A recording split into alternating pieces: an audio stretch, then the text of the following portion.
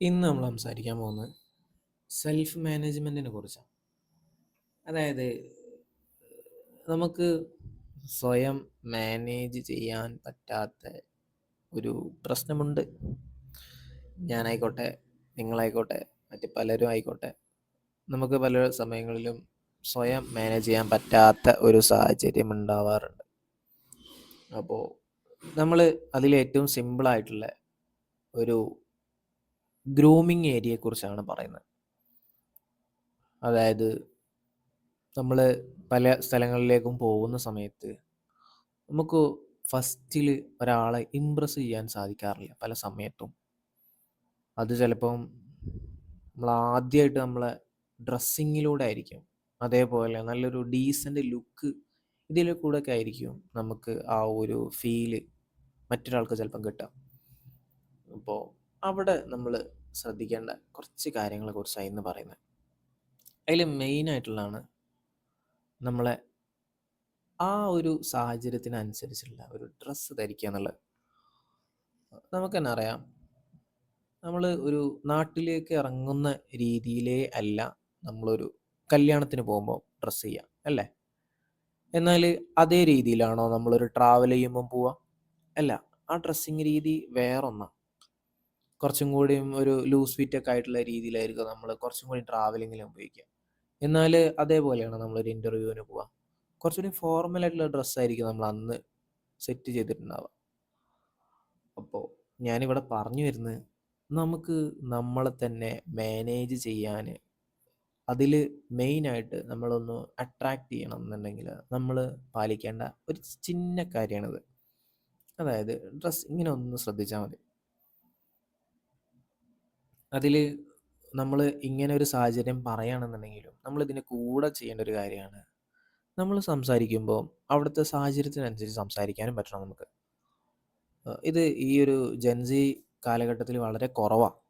അതായത് എല്ലായിടത്തും ഒരേപോലെ ഇപ്പോൾ വീട്ടിൽ സംസാരിക്കുന്ന പോലെ തന്നെ ആയിരിക്കും നമ്മൾ നാട്ടിൽ സംസാരിക്കുക, നാട്ടിൽ സംസാരിക്കുന്ന അതേപോലെ തന്നെ ആയിരിക്കും സ്കൂളിൽ സംസാരിക്കുക, സ്കൂളിൽ സംസാരിക്കുന്ന അതേപോലെ തന്നെ ആയിരിക്കും നമ്മൾ മറ്റൊരു സ്ഥലത്ത് പോയി സംസാരിക്കുമ്പോൾ അതേപോലെ സംസാരിക്കും. ഇതൊരു എനിക്ക് തോന്നിയൊരു കാര്യം കേട്ടോ, അതൊരു തെറ്റായിട്ടുള്ള രീതിയായിട്ട് എനിക്ക് തോന്നാറില്ല. പക്ഷേ അതൊരു ധൈര്യമായിട്ട് നമുക്ക് കാണുമ്പോൾ ഓ ഇവനെ എവിടെയും സംസാരിക്കാൻ പറ്റുമല്ലോ എന്നുള്ളൊരു തോന്നൽ നമുക്ക് ഫീൽ ചെയ്യും. പോസിറ്റീവാണത്. പക്ഷേ അങ്ങനെ ഒരു സംസാരം സംസാരിക്കുമ്പോൾ മറ്റുള്ള ഒരാൾക്ക് എന്ത് ഫീൽ ചെയ്യും എന്നുള്ളത് അതുകൂടി നമ്മൾ നോക്കണ്ടേ ശരിക്കും. അങ്ങനെയല്ലേ നമ്മളൊരു സോഷ്യലായിട്ടുള്ള ഒരു ആളായിട്ട് നിൽക്കുമ്പോൾ നമ്മൾ ചെയ്യേണ്ടത്. എനിക്ക് ചിലപ്പോൾ അങ്ങനെ തോന്നാറുണ്ട് കേട്ടോ. രണ്ടാമത്താണ് ഡ്രസ്സൊക്കെ അവനവൻ തന്നെ എന്ത് ചെയ്യുക, അയൺ ചെയ്ത് നോക്കുക. ഇത് നമ്മൾ എപ്പോഴാണ് പഠിക്കാറിയോ? നമ്മൾ എവിടേക്കെങ്കിലുമൊക്കെ ദൂരെ പോകുമ്പോൾ, അല്ലെങ്കിൽ നമ്മൾ എവിടെയെങ്കിലുമൊക്കെ ഒന്ന് പ്രയാസത്തിലാവുമ്പോൾ മാത്രമാണ് നമ്മൾ അയൺ ചെയ്യുക. എന്നിട്ട് നമുക്ക് അയൺ ചെയ്യാൻ കഴിയുമോ? നമ്മൾ കുടുങ്ങിയാൽ നമ്മൾ തുഴയും.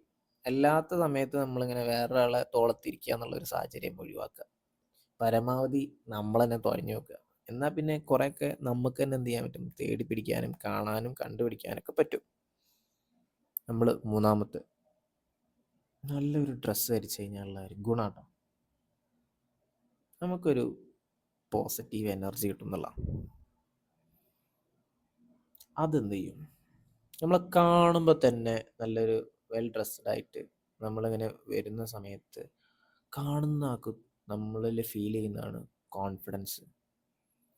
ഇത് അയാളിൽ മാത്രമല്ല നമ്മളിലും കോൺഫിഡൻസ് ഉണ്ടാക്കും എന്നുള്ള ആ ഒരു പോസിറ്റീവ് എനർജിയാണ് ആൾക്കാർ താല്പര്യപ്പെടുന്നത്.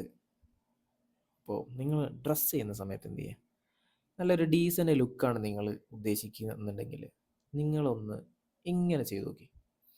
ഇതിൽ പല വേറെ കാര്യങ്ങളും ഉണ്ട് കേട്ടോ. ഡ്രസ്സിങ്ങിന് നല്ലൊരു കോമ്പിനേഷന് സെലക്ട് ചെയ്യാൻ എപ്പോഴും നോക്കണം. ഇപ്പം പാൻറ്, ഞാനൊരു ഉദാഹരണം പറയാം കേട്ടോ. ഒരു ഷർട്ട് ഉണ്ട്, ഷർട്ടിൻ്റെ കളർ കുറച്ച് ഡാർക്ക് കളറായി വിചാരിക്കുക. ഈ സമയത്ത് എന്ത് ചെയ്യുക, പാൻറ് കുറച്ച് ലൈറ്റ് പാൻറ് ഉപയോഗിച്ച് നോക്കുക. എന്നാൽ പോലും ഇത് തമ്മിലൊന്ന് മാച്ച് ചെയ്ത് നോക്കിയാൽ മതി. ഇപ്പം റെഡ് ആണെന്നുണ്ടെങ്കിൽ, അല്ലെങ്കിൽ ഒരു മെറൂണ ഷർട്ടൊക്കെ ആണെന്നുണ്ടെങ്കിൽ നമുക്ക് അതിൽ എന്ത് ചെയ്യും, ക്രീം കളർ ഒരു പാൻറ്റൊക്കെ സെറ്റ് ചെയ്ത് നോക്കാം, അല്ലേ? അങ്ങനെ സെറ്റ് ചെയ്ത് നോക്കുമ്പോഴല്ലേ ശരിക്കും ഒരു ഒരു ഒരു മാച്ചിങ് ശരിക്കും എല്ലാത്തിലും ഉണ്ട്. നിങ്ങൾ നോക്കിയാൽ തന്നെ മനസ്സിലാവും. ഇനി ഇങ്ങനെ മനസ്സിലാവുന്നില്ല എന്ന് വിചാരിക്കുക, നിങ്ങൾ പുറത്തൂടെ ഇങ്ങനെ സഞ്ചരിക്കുന്ന സമയത്ത് നമ്മൾ ചില ആൾക്കാരെ കുറിച്ചറിയോ, ഓൻ ഭയങ്കര നീറ്റാണ്, ഭയങ്കര ആ ഒരു വൃത്തിയിലേ നടക്കുള്ളൂ. ഇത് അയാൾ ശ്രദ്ധിച്ചാൽ നിങ്ങൾക്ക് മനസ്സിലാവുന്ന കാര്യം എന്താണെന്നറിയോ? ചിലപ്പോൾ അയാൾ വാച്ച് കെട്ടിയിട്ടുണ്ടാവും. അത് ചിലപ്പോൾ നല്ല ചേരുന്ന രീതിയിലുള്ള ഒരു വാച്ചായിരിക്കും. അതായത് നമ്മൾ ഈ കാണുന്നതൊക്കെ പിടിച്ച് ഇറുക്കി പിടിച്ച് നമ്മൾ കെട്ടി തൂക്കിയിട്ടാണല്ലോ നമ്മൾ നടക്കുന്നത്.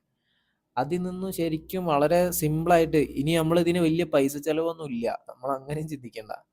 പൈസൻ്റെതല്ല ശരിക്കും ഇതിനെ കണക്ക് പറയുന്നത്. നമ്മളത് എടുക്കുമ്പോൾ അങ്ങനെ കുറച്ച് മാച്ച് ചെയ്ത് എടുത്ത് നോക്കി.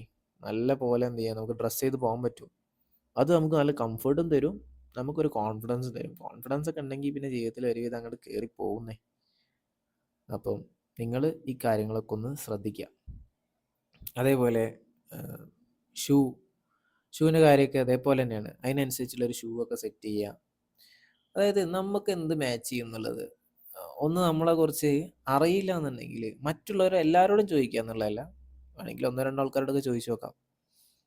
ഇപ്പോൾ നമ്മളൊക്കെ കാണുന്ന ട്രെൻഡാണ്, നമ്മളെ ഫ്രണ്ടിൻ്റെ കയ്യിൽ ഒരു ഷൂ ഉണ്ടാവും, അത് നമ്മൾ എടുത്തിടും. എന്നിട്ട് നമ്മളെ പാൻറ്റ് ഇതിന് സെറ്റ് ആവില്ല, നമ്മളെ ഷർട്ടാണെങ്കിൽ വേറെ ആയിരിക്കും. എന്നിട്ട് നമ്മളൊരു മങ്ങിയ ഒരവസ്ഥയിൽ നമ്മളൊരു പരിപാടിക്കോ അല്ലെങ്കിൽ പ്രോഗ്രാമിന് ഇങ്ങനെ കയറി ചെല്ലും. അപ്പോൾ തന്നെ ആരും ഇമ്പ്രസ് ആവില്ല. ഇമ്പ്രസ് ആവുക എന്നുള്ളതല്ല, നമുക്കും ഒരു കോൺഫിഡൻസ് ഇല്ലാതാവും.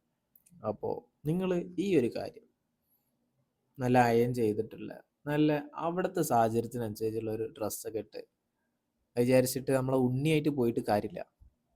ഓരോ സാഹചര്യത്തിലേക്കും അതിനനുസരിച്ചുള്ള ഡ്രസ്സിങ് ആ രീതിയിലൊന്ന് പോയി കഴിഞ്ഞാൽ തന്നെ നിങ്ങൾക്ക് കോൺഫിഡൻസ് ഒക്കെ കൂടും കേട്ടോ. കാരണം ഒരു 2 3 സെറ്റ് ആ രീതിയിൽ മാച്ച് ചെയ്തിട്ടുള്ള ഡ്രസ്സ് നിങ്ങൾ തന്നെ സെറ്റ് ചെയ്യാന്ന് വിചാരിച്ചോളൂ. നല്ല രീതിയിൽ മുടിയൊക്കെ വെട്ടി അടിച്ച് പൊളിയായിട്ട് പോവാന്ന് വിചാരിക്കുക ഒരു പ്രോഗ്രാമിന്. ഇപ്പം എനിക്കൊക്കെ തോന്നുമായിരുന്നു ഇതൊക്കെ വലിയ ചിലവുള്ള കാര്യം. വലിയ ചിലവല്ല ഇത് ശരിക്കും.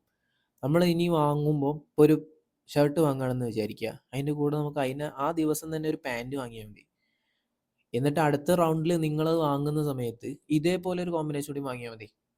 അതായത് ഇതിൻ്റെ ഇടയിൽ ഒരു ഷർട്ട് വാങ്ങി, പിറ്റത്തെ കുറച്ച് കഴിഞ്ഞിട്ട് ഒരാഴ്ച കഴിഞ്ഞിട്ട് പിന്നെ ഒരു പാൻറ് വാങ്ങി, പിന്നെ അടുത്തതായിട്ടുള്ള വേറൊരു സാധനം പിന്നെ വാങ്ങി. ഇങ്ങനെ വാങ്ങുമ്പോൾ നമുക്ക് ആ കോമ്പിനേഷൻ കിട്ടുന്ന ഒരു പ്രയാസം ഉണ്ടാവും. അല്ലെങ്കിൽ പിന്നെ നിങ്ങൾ വാങ്ങുന്നത് നന്നായിരിക്കണം, അതിനനുസരിച്ച് കോമ്പിനേഷൻ വരുന്നതായിരിക്കണം. ഇപ്പോൾ ഒരു ഉദാഹരണത്തിന് ബ്ലാക്ക് വാങ്ങുകയാണെന്നുണ്ടെങ്കിൽ അതിലേക്കൊരു വൈറ്റ് എന്നുള്ള രീതിയിലോ കോമ്പിനേഷൻ വളരെ എളുപ്പമാണ്. അതിനൊക്കെ കൂടുതൽ ആപ്പുകളും ഉണ്ട്. അതായത് നിങ്ങൾക്ക് നിങ്ങളെ ഒരു ഡ്രസ്സിങ്ങിൻ്റെ കോമ്പിനേഷൻ കിട്ടുന്നില്ല എന്നുണ്ടെങ്കിൽ ആപ്പുകളിലുണ്ട്. നിങ്ങളെ അതെന്ത് ചെയ്യും, എങ്ങനെ ഡ്രസ്സ് ചെയ്യണമെന്നും ഏത് രീതിയിൽ ഡ്രസ്സ് ചെയ്താൽ നിങ്ങൾക്കത് ഭംഗി ഉണ്ടാവും എന്നുള്ളതൊക്കെ അത് കാണിച്ചിട്ടില്ലേ. അതായത് ഇങ്ങനത്തെ കുറച്ച് നുറുക്ക് വിദ്യകൾ ഉപയോഗിച്ച് കഴിഞ്ഞാൽ നിങ്ങൾക്കും ഒരു ഡീസൻറ്റ് ലുക്കും ഉണ്ടാവും, നല്ലൊരു ഡ്രസ്സിങ് സ്റ്റൈലും ഉണ്ടാവും.